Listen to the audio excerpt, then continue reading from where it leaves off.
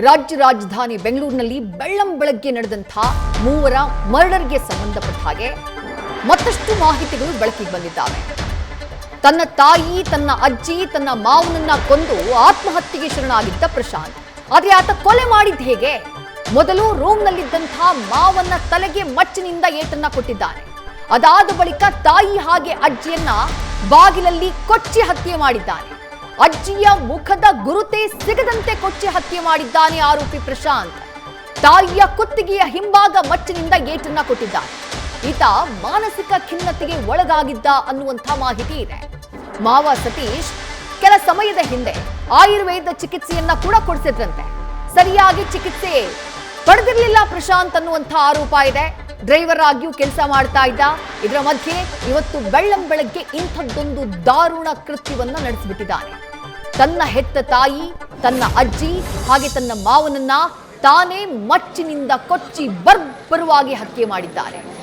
ಮೃತರ ಫೋಟೋಗಳನ್ನ ಗಮನಿಸ್ತಾ ಇದ್ದೀರಿ. ಮತ್ತೊಂದು ಕಡೆ ಕುಟುಂಬಸ್ಥರ ಆಕ್ರಂದನ ಮುಗಿಲು ಮುಟ್ಟಿದೆ.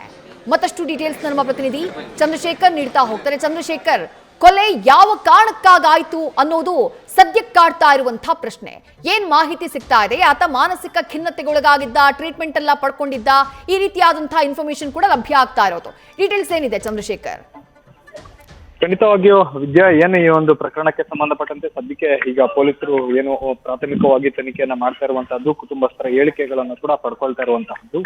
ಈಗಾಗಲೇ ಏನು ಬೆಳಗಿಂದಲೂ ಕೂಡ ಪೊಲೀಸರು ಸಾಕಷ್ಟು ತನಿಖೆಯನ್ನ ಮಾಡಿ ಕುಟುಂಬಸ್ಥರ ಹೇಳಿಕೆಯ ಪ್ರಕಾರ ಕಳೆದ 5-6 ವರ್ಷಗಳಿಂದ ಕೂಡ ಮಾನಸಿಕ ಅಸ್ವಸ್ಥತೆಯಿಂದ ಬಳಲ್ತಾ ಇದ್ದಂತಹ ಪ್ರಶಾಂತ್ಗೆ ಚಿಕಿತ್ಸೆಯನ್ನ ಕೂಡ ಕೊಡಿಸಲಾಗಿತ್ತು. ಏನು ಅವರ ಮಾವ ಏನಿದ್ದಾರೆ ಸತೀಶ್ ಅನ್ನುವಂಥವ್ರು ಅವ್ರಿಗೆ ಆಯುರ್ವೇದಿಕ್ ಟ್ರೀಟ್ಮೆಂಟ್ ಅನ್ನ ಕೂಡ ಕೊಡಿಸ್ಲಿಕ್ಕೆ ಸದ್ಯಕ್ಕೆ 1 ವರ್ಷದ ಹಿಂದೆ ಅವ್ರನ್ನ ಒಂದು ಆಯುರ್ವೇದಿಕ್ ಸೆಂಟರ್ಗೂ ಕೂಡ ಕರ್ಕೊಂಡೋಗಿ ಅಲ್ಲಿ ಚಿಕಿತ್ಸೆಯನ್ನ ಕೊಡಿಸಿ ಅದಾದ ನಂತರದಲ್ಲಿ ಮಾತ್ರೆಗಳನ್ನ ಕೂಡ ಕೊಡಿಸಲಾಗಿತ್ತು. ಆದ್ರೆ ಆ ಮಾತ್ರೆಗಳನ್ನ ತಿನ್ನದೆ ರಸ್ತೆಗೆ ಬಿಸಾಡಿ, ನಾನು ತಿನ್ನೋದಿಲ್ಲ, ಯಾವುದೇ ರೀತಿಯಾದಂತಹ ಕಾಯಿಲೆ ನನಗಿಲ್ಲ ಅನ್ನುವಂಥ ವಿಚಾರಕ್ಕೆ ಸಂಬಂಧಪಟ್ಟಂತೆ ಗಲಾಟೆ ಮಾಡ್ತಾ ಇದ್ದ ಅನ್ನುವಂಥ ವಿಚಾರ ಸದ್ಯಕ್ಕೆ ಗೊತ್ತಾಗಿರುವಂತಹದ್ದು. ಇದನ್ನು ಹೊರತುಪಡಿಸಿದ್ರೆ ಏನು ಮನೆಯಲ್ಲಿ ಸಣ್ಣ ಪುಟ್ಟ ಊಟದ ವಿಚಾರಕ್ಕೂ ಕೂಡ ಗಲಾಟೆಯನ್ನ ಮಾಡುವಂತಹದ್ದು, ಈ ರೀತಿಯಾದಂತಹ ಪ್ರವೃತ್ತಿಯನ್ನ ಪ್ರಶಾಂತ್ ಹೊಂದಿರ್ತಾನೆ. ಅದಕ್ಕೆ ಸಂಬಂಧಪಟ್ಟಂತೆ ಚಿಕಿತ್ಸೆಯನ್ನ ಕೊಡಿಸ್ಲಿಕ್ಕೆ ಕೂಡ ಕುಟುಂಬಸ್ಥರು ಎಲ್ಲೋ ಒಂದ್ ಕಡೆ ಮುಂದಾಗಿರ್ತಾರೆ. ಆದ್ರೆ ಎಲ್ಲೋ ಒಂದ್ ಕಡೆ ಸದ್ಯದ ಪರಿಸ್ಥಿತಿಯಲ್ಲಿ ಅವನು ಚಿಕಿತ್ಸೆ ಪಡ್ಕೊಳ್ಳಿಕ್ಕೆ ಇಚ್ಛಾಶಕ್ತಿಯನ್ನ ತೋರಿಸೋದಿಲ್ಲ ಪ್ರಶಾಂತ್. ಇನ್ನು ಅದೇ ವಿಚಾರಕ್ಕೆ ಸಂಬಂಧಪಟ್ಟಂತೆ ಯಾವಾಗ ಈ ಒಂದು ವಿಚಾರ ಕಳೆದ 3 ತಿಂಗಳಿಂದ ಕೂಡ ಏನೋ ಈ ಜಗಳ ಇರೋದಿಲ್ಲ ಮನೆಯಲ್ಲಿ.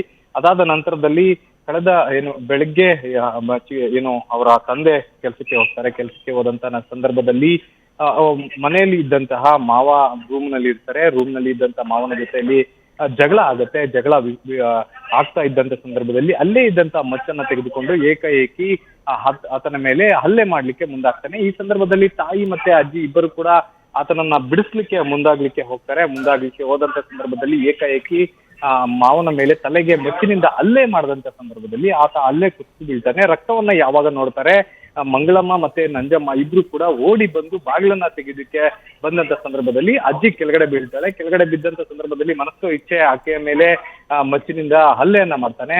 ಹಲ್ಲೆ ಮಾಡಿದಂತ ಸಂದರ್ಭದಲ್ಲಿ ಆತನನ್ನ ತಡಿಲಿಕ್ಕೆ ಅಥವಾ ಅಜ್ಜಿಯನ್ನ ಸೇವ್ ಮಾಡ್ಲಿಕ್ಕೆ ಬಗ್ಗಿದಂತಹ ತಾಯಿ ಮಂಗಳಮ್ಮ ಮೇಲೆ ಕೂಡ ಕತ್ತಿನ ಹಿಂಭಾಗದಲ್ಲಿ ಹಲ್ಲೆ ಮಾಡಿರುವಂತಹದ್ದು ಮಚ್ಚಿನಿಂದ.